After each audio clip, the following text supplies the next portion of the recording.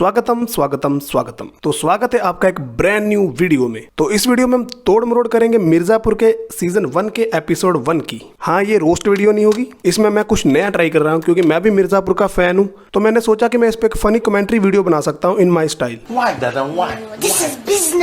तो कहानी शुरू होती है मुन्ना भैया से, जहाँ मुन्ना भैया ने कर रखे हैं नशे।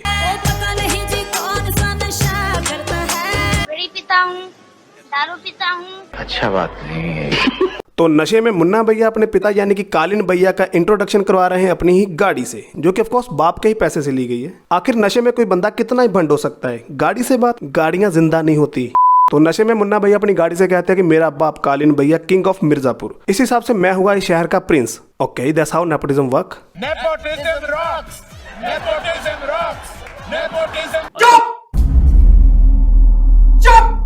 ओके, तो यहाँ तक मुन्ना भैया को देखकर आप लोगों को लग रहा होगा कि एक तो इसका नाम मुन्ना, ऊपर से नशेड़ी, ये ससुरा क्या ही कर लेगा इस शो में। तो बहुत गलत हो आप लोग, बहुत गलत। अगला मुन्ना भैया है। मुन्ना भैया के सबसे छोटे से छोटे कांड की बात करी जाए तो वो इसका गला काटना है, वो भी इसलिए कि इसके पेशाब की 2 बूंदें, सिर्फ 2 बूंदें मुन्ना भैया के जूते पे गिर जाती हैं। तो देखा आपने लापरवाही का नतीजा। अगर 2 बूंद आपकी जिंदगी बचा सकती हैं तो 2 बूंद आपकी जिंदगी के घोड़े भी लगा सकती हैं, घोड़े। तो ये था मुन्ना भैया का इंट्रोडक्शन। तो अब आगे बढ़ते हैं कहानी पे। तो आगे हमें दिखते हैं मुन्ना भैया के पंटर लोग, जिनमें से इन दोनों का ना मुझे ना आपको ना किसी को घंटा फर्क नहीं पड़ता ये यहाँ पे क्यों है। तो आप इस बंदे को देखो, इसका नाम है कंपाउंडर। इसका ये नाम क्यों है इससे भी मुझे घंटा फर्क नहीं पड़ता, पर मुझे जिससे फर्क पड़ता है वो ये बात है जो इसने अभी बोली। तो ये जहाँ बोलता है मुन्ना भैया आपके पिताजी की शक्तियों का इस्तेमाल करके हम 4 बोतल बियर फ्री ले आए, मतलब नशापंथी की भी हद पार। उधर घर बैठे कालीन भैया बोल रहे होंगे मेरी शक्तियों का गलत इस्तेमाल किया गया था। लेकिन अब बेवड़ों के हाथ में शक्तियां दोगे तो बंदा यही करेगा।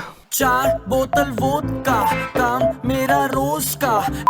तो आगे मुन्ना भैया अपने पंटर लोगों के साथ जा रहे होते हैं, लेकिन आगे से एक बारात आ रही होती है। 1 मिनट, ये अंकल ने रात को काला चश्मा क्यों लगा रखा है?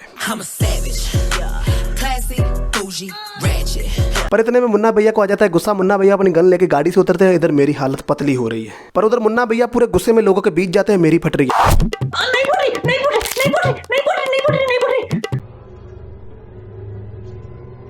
फिर मुन्ना भैया अपनी गन निकालते हैं और नाचने लगते हैं।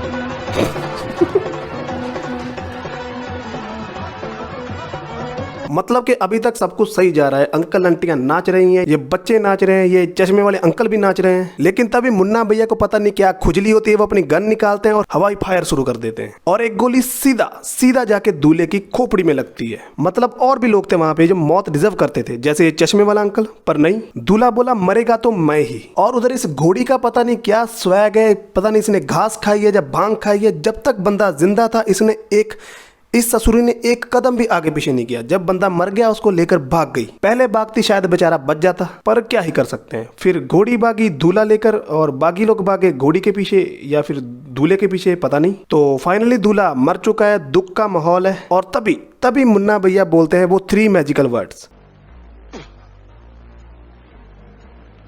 बैंड बज गया। हाँ, ठीक सुना तुम लोगों ने, बैंड बज गया। अगर शादी वाला बैंड ऐसा होता है तो मैं जिंदगी भर कुंवारा मरूंगा, शादी नहीं करवाऊंगा। तेरे पास कोई और रास्ता है? तो कट्टू हमें दिखते हैं कालीन भैया विद हिज पंटर मकबूल, और यहाँ पे हमें पता चलता है कि कालीन भैया कालीन बेचते हैं, पर वो बिजनेस है सरकार को दिखाने के लिए। इनका मेन बिजनेस है देसी कट्टों का और अफीम का। जी हाँ, अफीम, जिसको ये लोग बर्फी बोलते हैं। बर्फी बढ़िया है, अच्छा नशा देगी। बर्फी, कसम से ये सुनकर मैंने बर्फी खानी छोड़ दी। मेरे घर में पिछले कई महीनों से बर्फी का डब्बा जैसे का तैसा पड़ा है। मैंने उस डिब्बे को आज तक खोल के नहीं देखा कहीं उसमें से कोई कट्टा वट्टा ना निकला है। अब कोई ये नहीं बोलेगा कि अगर तूने डब्बा खोला नहीं तो तुझे कैसे पता अंदर बर्फी है। इसका जवाब मिलेगा, बराबर मिलेगा, अगर इस वीडियो पे 200 लाइक हो जाते हैं। तो आगे हमें दिखते हैं इस कहानी के 2 मेन कैरेक्टर, गुड्डू पंडित और बबलू पंडित। और ये दोनों भाई हैं जो अपनी क्लास में बैठे पढ़ रहे हैं, पर कहानी मांगती है मसाला। तो मुन्ना भैया भी इसी कॉलेज में प्रेसिडेंट के इलेक्शन लड़ रहे हैं, और यहीं पे हमें एक लौंडा दिखता है। अगर आप लोगों को इस कॉलेज से गुंडाराज हटाना है तो कृपया मुझे ही मत दें। दीपू सिंह नाम याद रखिएगा। पहले तो मुझे लगा क्यों याद रखूं मैं इसका नाम, लेकिन फिर मैंने देखा कि बंदे में गूदा तो है। तो ये ससुरा क्या नाम है इसका, दीपू सिंह। ये खड़ा होता है मुन्ना भैया के खिलाफ इलेक्शन में। मैंने सोचा कि बंदा तो सॉलिड है, इसका नाम तो याद रखना ही पड़ेगा, तो मैंने मान लिया इसको अपना हीरो। और तभी वहां थे मुन्ना भैया। मुझे लगा कि चलो कोई तो है जो मुन्ना को पेलेगा, पर यह साला नाम क्या था इसका, दीपू सिंह। मुक्का लात तो दूर की बात, ये तो एक धक्के में भग लिया।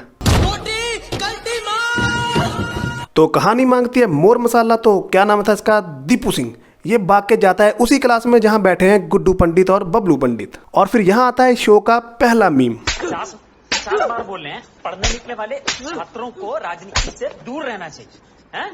अबे पढ़ाई लिखाई में ध्यान लगाओ, IAS बनो और देश को संभालो, लेकिन नहीं। और फिर दीपू सिंह फिर से भागने की कोशिश करता है और तभी गुड्डू भैया उसको गिरा देते हैं। और मेरे मन में जो सवाल आया एग्जैक्ट बबलू भैया ने वो ही पूछा, दीपू सिंह को टंगड़ी काहे मारे भैया? ऐसे ही सेक्सी लग रहा था। तो आगे हमें दिखती है ये दो लड़कियां, जिनमें से ये है गुड्डू भैया की बहन, बबलू की भी है। अब दोनों भाई हैं तो दोनों की बहन ही होगी। ये साला दीपू सिंह हटाओ पहले पीछे से। एनीवेज, तो ये जो लड़की है ये करती है अपने गुड्डू भैया से प्यार, और अपने गुड्डू भैया भी करते हैं, पर गुड्डू भैया के कहने में फटती है। तुम्हारे भैया की ना फटती है हमसे। और ये यहाँ पे अपनी इश्कबाजियां मार रहे हैं और मुझे इससे कोई दिक्कत नहीं है, पर मुझे चाहिए कोई मुन्ना को पेले। कसम से आधा एपिसोड निकल चुका है और एक्शन के नाम पे ये दीपू सिंह दिखाए मुझे। तो आगे हमें दिखते हैं ये वही दो बारात वाले अंकल। पहले तो बाकी सब जाओ भाड़ में, इस अंकल की बात करते हैं। बाहर पूरा दिन होके रखा है, मस्त धूप निकली है। मतलब अगर जादू सच में होता तो इतनी धूप खा के फट जाता, उस लेवल की धूप निकली है। लेकिन अंकल ने आज काला चश्मा नहीं पहना। क्यों अंकल, क्यों?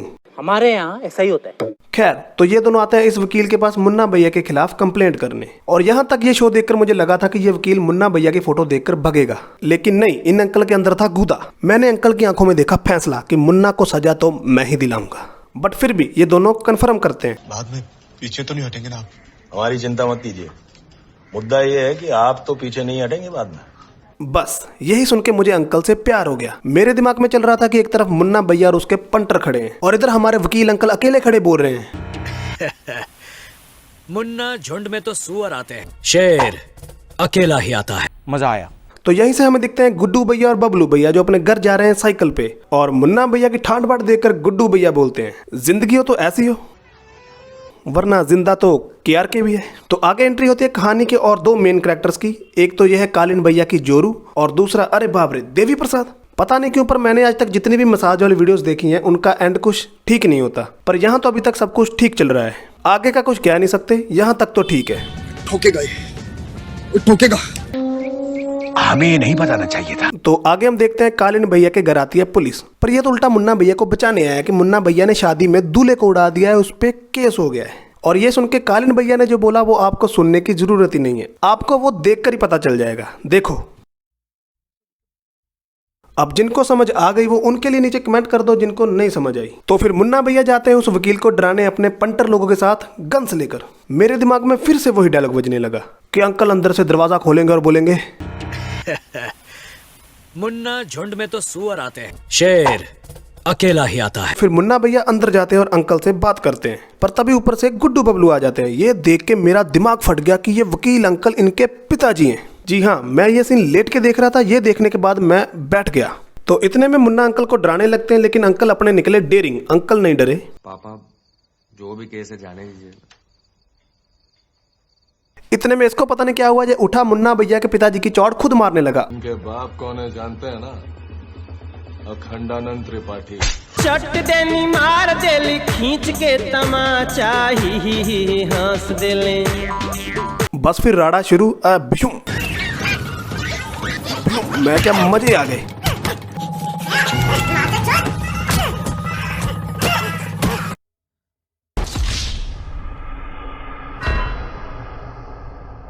मैं क्या मजे आ गए। एंड में पैसे वसूल हो गए। एंड में मुन्ना भैया चारों खाने चित होके बेहोश हो गए। मुन्ना घर कैसे गया कैसे नहीं मुझे फर्क नहीं पड़ता, मेरे पैसे वसूल हो गए। फिर कालीन भैया को पता चलता है कि मुन्ना भैया पेल दिए गए हैं। फिर कालीन भैया अपने पंटर मकबूल को बेचते हैं 3 गाड़ी आदमी भरकर, क्योंकि बिल्कुल रिस्क नहीं लेने का है। फिर आके मकबूल गुड्डू बबलू के घर जाता है और बोलता है, धिक्कार है हम पर, पोलियो के बूथ पे इतने कम लोग। कब तक अपने घर बैठे इंतजार करते रहेंगे आप? कब तक अपनी जिम्मेदारियों से मुंह मोड़ते रहेंगे? अरे भाई, मां बाप तो बच्चों के लिए क्या क्या नहीं करते। 2 बूंदें जो आपके बच्चे को जिंदगी दे सकती हैं, उसके लिए आप 4 कदम नहीं चल सकते। तो मकबूल बोलता है, कालीन भैया बुलाए हैं, 2 मिनट में गाड़ी में बैठ जाओ। फिर गुड्डू और बबलू उनके साथ चल दिए और यहीं पे ये एपिसोड खत्म। फिर पता नहीं आगे क्या होगा क्या नहीं, इसके लिए इसका दूसरा एपिसोड देखना होगा। तो अगर आप लोग चाहते हैं कि मैं इसके दूसरे एपिसोड पे वीडियो बनाऊं तो नीचे कमेंट करके बता दो। और वीडियो अच्छी लगी तो लाइक कर देना। तो लाइक और शेयर ठोक दीजिए महाकाल का लाइक और शेयर ठोक दीजिए। 5000 लौटे दिख जाना चाहिए। ये 4000 के लिए मैं यहाँ पे नहीं खड़ा हूँ। पूरा साल मेहनत करता हूँ आपके लिए बेटा। ऐसा नहीं चलेगा, ऐसा नहीं चलेगा। लाइक ठोकी दबा के। जो लोग ये वीडियो देख रहा है ना, प्लीज मत देख। अगर देख रहे हो ना तो प्लीज इसको लाइक और फॉलो करके आगे बढ़ा दीजिए। ये लड़का बहुत ही मेहनत कर रहा है। प्लीज इस वीडियो को वायरल कर दो और सुपर से डुपर बना दो प्लीज।